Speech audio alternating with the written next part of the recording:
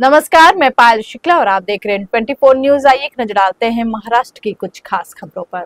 महाराष्ट्र के मंत्री एडवोकेट आशीष शेलार ने नगर निगम के अधिकारियों को निर्देश दिया कि वे नागरिकों को सड़क निर्माण के दौरान होने वाली किसी भी क्षति के बारे में शिकायत अपलोड करने के लिए डैशबोर्ड पर सुविधा प्रदान करें। मुंबई की सड़कों को लेकर नागरिकों की मुख्य शिकायतें गड्ढे, अपर्याप्त योजना और उसके परिणाम स्वरूप होने वाली यातायात की भीड़। इस पर ठोस कदम उठाने के लिए मुंबई के उप महापौर और पालक मंत्री एडवोकेट आशीष शेलार ने मुंबई नगर निगम के सड़क और पुल विभाग के अतिरिक्त आयुक्त अभिजीत बांगर, मुख्य अभियंता, उप नगर आयुक्त, सहायक नगर आयुक्त, विभिन्न उपयोगिता सेवाओं के प्रभारी अधिकारियों और पूर्व नगर सेवकों की उपस्थिति में सड़क और पुल विभाग के कार्यों की एक संयुक्त समीक्षा बैठक की। इस बैठक में मंत्री शेलार ने सड़क एवं पुल विभाग के कार्यों की संयुक्त समीक्षा की। वर्तमान में मुंबई में कुल 2121 सड़कें हैं। इनमें से 771 सड़कें पूरी हो चुकी हैं और 574 सड़कें आंशिक रूप से पूरी हुई है, जबकि 776 और सड़कों पर काम शुरू होना बाकी है। चरण 1 और चरण 2 में कुल 798 किलोमीटर में से 342 किलोमीटर पूरे हो चुके हैं। वहीं नगर निगम के पश्चिमी उपनगरों के एच पश्चिम खंड में कुल 157 सड़कें हैं, जिनमें से 54 सड़कों का काम पूरा हो चुका है, जबकि 47 सड़कों का काम आंशिक रूप से पूरा हुआ है। साथ ही 60 सड़कों का काम अभी शुरू नहीं हुआ है। एच पश्चिम खंड में कुल 53 किलोमीटर में से लगभग 44 किलोमीटर सड़कें पूरी हो चुकी है। इसी तरह बांद्रा पश्चिम, खार पश्चिम और सांता क्रूज पश्चिम क्षेत्रों के नागरिकों को सड़कों की आवश्यकता है और साथ ही कार्यों के दौरान यातायात की भीड़ की समस्याओं का समाधान खोजना आवश्यक है। मंत्री शेलार ने कहा कि नगर निगम ने मुंबई में सीमेंट क्रांकीकरण सड़कें नाम से एक पारदर्शी डैशबोर्ड विकसित किया है। यह डैशबोर्ड 4 सितंबर से जनता के लिए खुला है और इसमें सड़कों की सूची, मानचित्रण, पूर्ण कार्यों की तस्वीरें, ठेकेदारों और अधिकारियों के संपर्क नंबर, साथ ही नगर प्रशासन के अनुसार आगे के कार्यों की योजना भी है। नागरिक अपने क्षेत्र की सड़कों से संबंधित शिकायतें सीधे इस डैशबोर्ड पर अपलोड कर सकेंगे, जिससे समस्याओं का निदान करने का प्रयास किया जाएगा।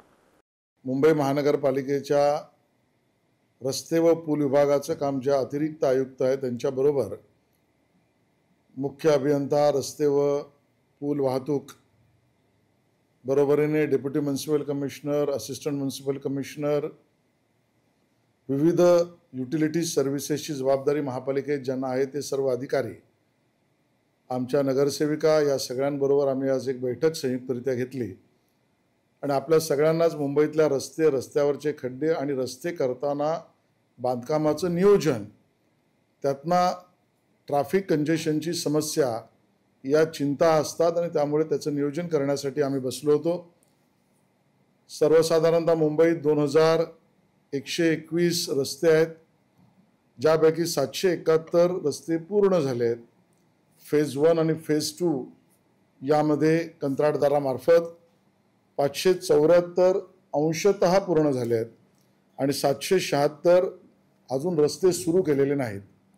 मुंबईचं संपूर्ण चित्र या 2 फेजमधल्या कंत्राटातून जे रस्ते पूर्ण करायचे आहेत त्याची किलोमीटरमध्ये जर आपण आकडेवारी बघितली तर 698 किलोमीटर रस्ते पूर्ण करण्याची आपली जबाबदारी आपणला कंत्राट दिलेला आहे। त्यापैकी 342 किलोमीटरचे रस्ते पूर्ण झाले आहेत। ही सर्वसाधारण याचा आढावा आजच्या बैठकीत घेतला। पूर्ण मुंबईचं मॅपिंग त्या ठिकाणी लक्षात घेतलं। मुद्दामून या ठिकाणी उल्लेख करायचा की माझ्या मतदारसंघातील एच वेस्ट विभागातील असलेल्या रस्त्यासंदर्भात मी स्वतः अलकाताई केरकर, स्वप्ना म्हात्रे, हेतल गाला आम्ही सगळ्यांनी एच वेस्टच्या सर्व मतदारसंघातील रस्त्यांचा सुद्धा आढावा घेतला आणि लक्षात असेल तर 157 रस्ते एच वेस्टमध्ये आहेत, ज्यापैकी फेज 1 आणि फेज 2 यामध्ये 54 रस्ते पूर्ण केले, 47 रस्ते अंशतः केले आहेत आणि 60 रस्ते अजून सुरू केलेले नाहीत। वांद्रे पश्चिम, खार पश्चिम, सांताक्रूज पश्चिमच्या नागरिकांची समस्या आहे।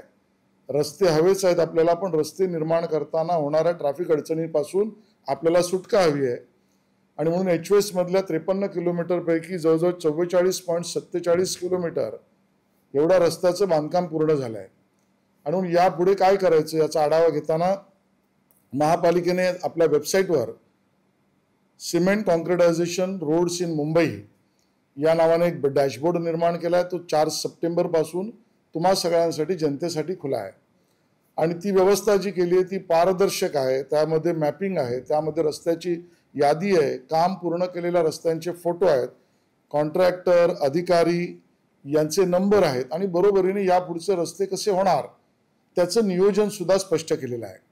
त्यामुळे तमाम नागरिकांना माझी विनंती आहे की या वेबसाईटवरील डॅशबोर्डवर नक्की आपण जा, आपल्याही सूचना द्या.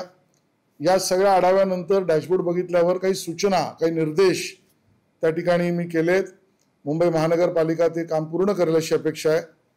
त्यामध्ये नंबर 1, ज्या डॅशबोर्डवर ही सर्व माहिती पारदर्शकतेने उपलब्ध आहे तिथेच नागरिकांना यापुढे आपल्या विभागातील रस्त्यासंबंधितल्या तक्रारी अपलोड करण्याची सुविधा त्याच डॅशबोर्डवर करण्यात यावी. बरोबरीने ज्या पद्धतीने या अगोदर केलेल्या रस्त्यांच्या कॉन्ट्रॅक्टरचं कामाचं ॲनालिसिस या डॅशबोर्डवर दिलं आहे, तसंच या काम करणाऱ्या रस्त्याच्या कंत्राटदारांनी कुठे पाण्याची लाईन, कुठे इलेक्ट्रिसिटी कनेक्शन, कुठे सिवर कनेक्शन जे तोडलं आहे, या युटिलिटीजला जे डॅमेज केलं आहे त्या आजपर्यंत डॅमेज केलेल्या युटिलिटीचं ॲनालिसिस पण द्यावं आणि त्या आधारावर त्या कंत्राटदारांना दंड करण्यात यावा अशी व्यवस्था त्या ठिकाणी करावी. तिसरी सूचना दिली आहे ती आपण ट्रेंचेस, रस्त्याच्या बाजूच्या भागात खोदकाम केल्यानंतर पुनर्बांधणी करण्याचे कंत्राटदार नव्हते, ते ट्रेंचेसचे कॉन्ट्रॅक्टदार 15 दिवसात दिलेच पाहिजेत, हे निर्देश त्या ठिकाणी आपण दिले आहेत. चौथं, त्याच डॅशबोर्डवर ह्या पुढे काम करताना, रस्त्याची बांधकाम करताना जर कुठल्या युटिलिटी डॅमेज झाल्या, पाण्याची असेल, MTNLची असेल, महानगर गॅसची असेल, तर याच डॅशबोर्डवर त्या तक्रारी सुद्धा नागरिकांना अपलोड करता येऊ शकतात. ही व्यवस्था त्या ठिकाणी करावी आणि बरोबरीने जितक्या तक्रारी सोडवल्या आहेत, ॲड्रेस केल्या आहेत, त्याचा सुद्धा परफॉर्मन्स मॅपिंग आणि रिपोर्ट त्याच डॅशबोर्डवर नागरिकांना मिळावा इतकी पारदर्शकता हवी. आणि 5वा शेवटचा मुद्दा जो आहे ते म्हणजे एका वॉर्डामध्ये रोड सोडून, रस्ते सोडून सिवर ऑपरेशन, पाण्याची लाईन अशी बजेट प्रोव्हिजनमधनं जी कामं होतात ती सुद्धा नव्याने रस्त्याच्या बांधकामाला परवानगी देताना विचारात घेऊन त्याचं मॅपिंग करूनच परवानगी द्यावी, याबद्दलची पारदर्शकता आणावी. या 5 सूचना केल्यात. HVS मधल्या नागरिकांसाठी मला हे पुन्हा एकदा सांगायचं आहे की 2 कंत्राटदार आपल्या विभागामध्ये काम करत आहेत आणि त्यामुळे ज्या 47 रस्ते अंशतः झालेले आहेत त्यातले जे रस्ते लगेच पूर्ण होऊ शकतात त्याला प्राधान्य देणं आवश्यक आहे. जो कंत्राटदाराचा परफॉर्मन्स रस्ते चांगल्या दर्जाचे आणि वेळेत पूर्ण करण्याचे आहेत 2 कंत्राटदारापैकी, त्या कंत्राटदाराच्या कामाला प्राधान्य द्यावं आणि दुसऱ्या कंत्राटदाराचंही काम नवीन कॉन्ट्रॅक्टरकडून करण्यात यावं, हा दुसरा मुद्दा आहे. तिसरा त्यातला स्वाभाविक मुद्दा आहे की मॅपिंग करताना अन्य सिवर, पाणी याचे प्रोजेक्टची जी कामं ज्या रस्त्यावर चालू आहेत ते रस्ते आणि नव्याने रस्ते बांधकाम होणारे रस्ते याच्यामधला संयम किंवा संतुलन ठेवून ट्रॅफिक कंजेशन होणार नाही याचा विचार करावा. अशा पद्धतीचं नियोजन आम्ही केलं आहे आणि आम्ही सगळेच मिळून आपल्या नागरिकांच्या सेवेसाठी एक काम वेळेत, उत्कृष्ट दर्जाचं, पारदर्शक आणि संपूर्ण माहिती देणारं करू, अशा पद्धतीचं नियोजन केलं आहे. धन्यवाद.